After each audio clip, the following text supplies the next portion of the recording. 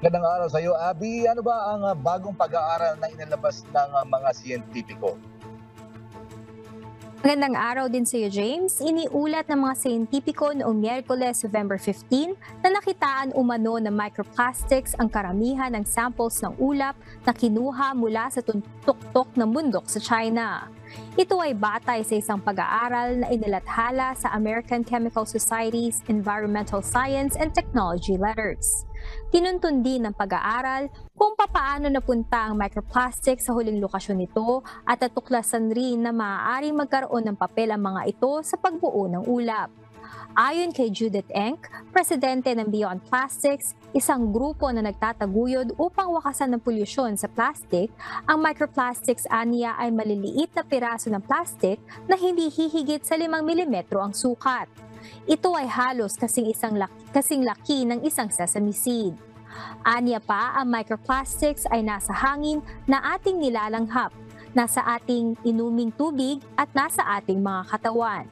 Dahil sa pinong-pino at magaan, madaling tangayin ng hangin ang microplastic sa malalayong distansya kagaya ng Mount Tai sa China. Upang makabuo na isang ulap, maraming water droplets ang kailangan magsama-sama. Ang water droplets ay nabubuo kapag ang water vapor ay nakikipag-interact sa maliliit na solid particles sa atmosfera tulad ng alikabok, abo at asid sa karagatan. Batay sa isinagawang pag-aaral, maaari nang ibilang ang microplastic sa listahang ito.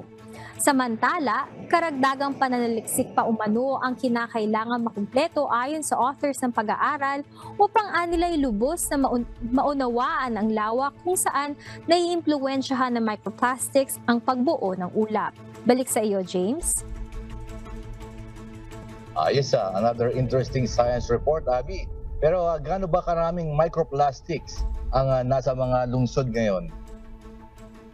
James, depende ito sa laki ng lungsod. Ang average number kasi ng airborne microplastic na na-detect sa isang square meter sa isang araw ay umaabot ng 4,885 at ito ay 1,000 times more concentrated sa mga kalye kesa sa dagat. James?